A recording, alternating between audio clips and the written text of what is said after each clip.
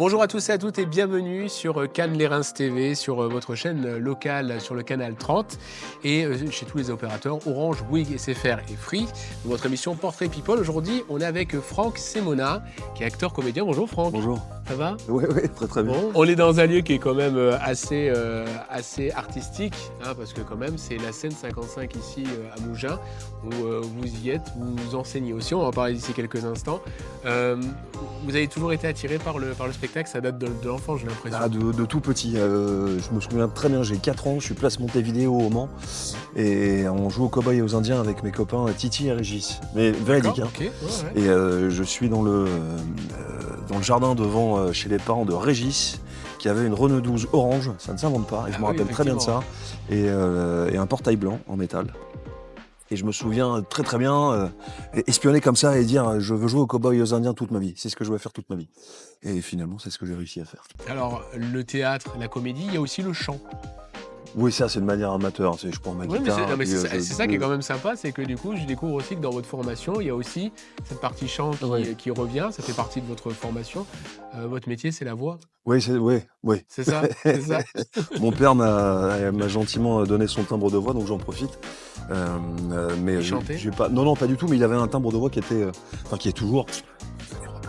Il a un timbre de voix qui est très bas, très grave, et j'ai un peu hérité de cette voix je crois que on dit baryton, me semble-t-il. La voix basse, ouais. Baryton. Ouais. Après, il y a ténor aussi. Ouais, mais non, c'est pas rôti. Mais non, c'est pas ça. Le cinéma vous a vraiment appelé à certains moments ou c'est... Ah, mais rien ne m'a appelé en fait. Rien du tout. Non, rien. C'est un concours de circonstances. Ah, alors c'est quoi le point de départ ? Je suis un usurpateur de circonstances, on va dire ça comme ça. En fait, j'ai commencé le théâtre à la suite d'une déception amoureuse violente quand j'étais à Paris. Là, j'ai commencé à faire du théâtre Porte d'Aubervilliers dans une compagnie qui s'appelait FEM, où on faisait théâtre, chant, danse et exercice devant la caméra. C'était une découverte pour moi. Et quand j'ai quitté Paris et que je suis revenu au Mans, là, j'ai intégré un théâtre, un atelier théâtral amateur comme celui de Scène 55, où on apprenait à faire du théâtre en montant des pièces. Exactement ce que je reproduis ici, puisqu'on peut... Donc on met les mains dans le cambouis direct. Tout de suite, en fait. Voilà, Olivier Coinon, qui était un homme formidable, un metteur en scène hors pair, directeur d'acteurs, et qui est devenu mon ami évidemment avec le temps. C'est lui qui vous a appris En fait, oui, il nous expliquait que la finalité du métier de comédien, c'est de jouer devant un public. Donc autant jouer tout de suite devant un public en mettant en scène directement des spectacles.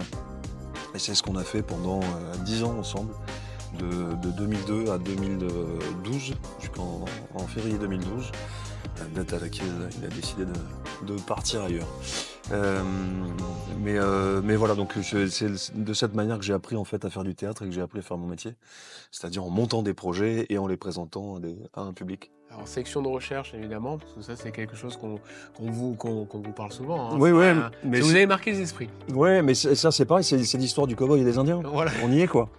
Et c'est le shérif arrive dans la ville et comment on fait pour attraper les méchants. Donc, la boucle est bouclée, je dirais, avec le principe de cette série. Qu'est-ce qu'on vous a proposé prochainement ? Il y a des choses qui sont en cours, il y a des trucs qu'on doit savoir ou qu'on ne peut pas savoir. Non, il n'y a rien de secret. Là, on repart en tournage avec Section de Recherche, on partira.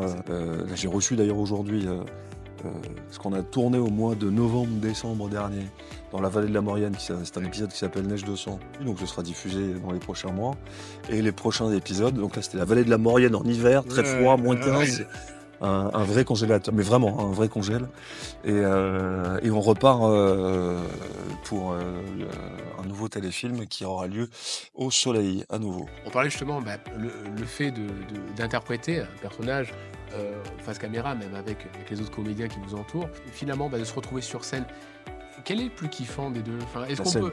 C'est la scène. Définitivement. Ah ouais. Définitivement, il y a... Qu'est-ce que vous avez appris sur scène qui vous a peut-être donné des ailes devant la caméra ? La caméra, c'est on tourne une scène, on se trompe, ou ça va pas, c'est pas grave, on reprend, on recommence.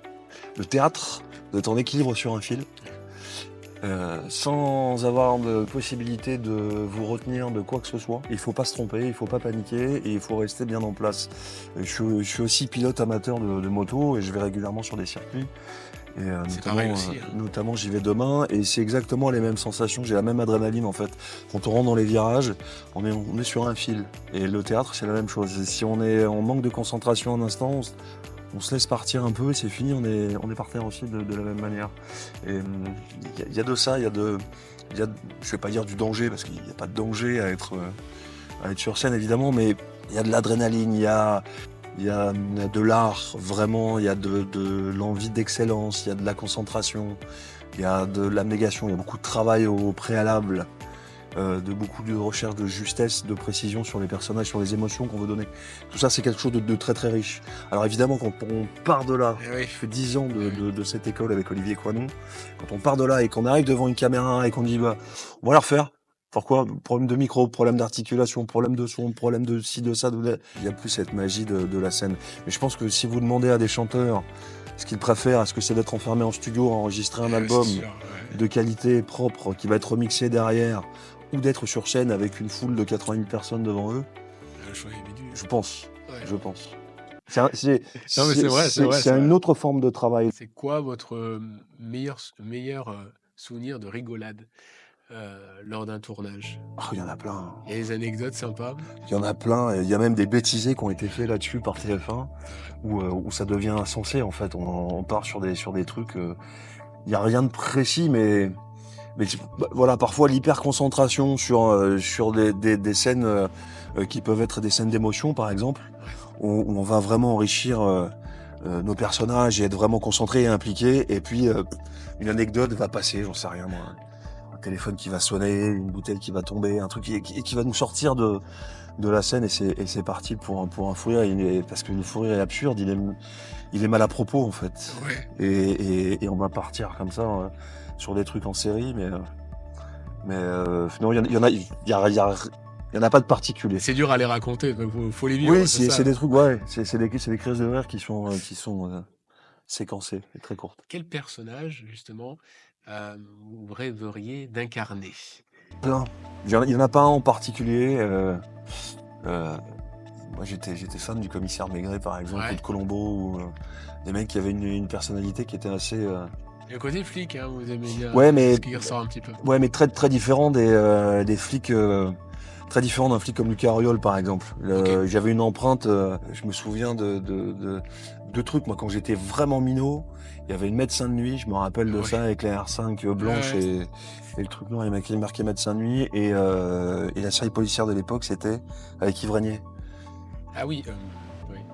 Je ne sais plus. Et Oui, pareil, il oui. avait une R12. Ouais, mémoire. ouais. Mais je regardais ça, voilà, quand j'étais gamin, et j'ai commencé à m'intéresser au boulot,